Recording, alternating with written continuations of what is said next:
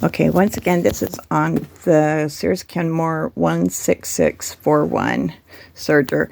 And the purpose of this specific little video is to show, okay, I put the hand wheel back on so that I could put the motor, belt back on and have the motor work. But this is all metal inside. I've not found any plastic inside. It's Johnny, sweetie.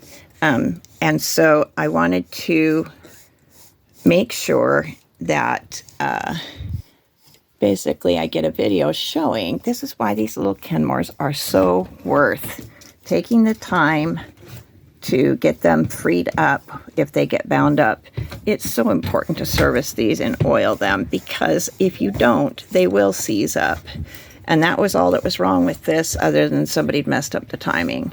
Now the belt, or the knife, is down right now. It's in the no knife sewing position. That's why you see it upside down there. But this is the bottom of the machine to show you. That's all metal in there.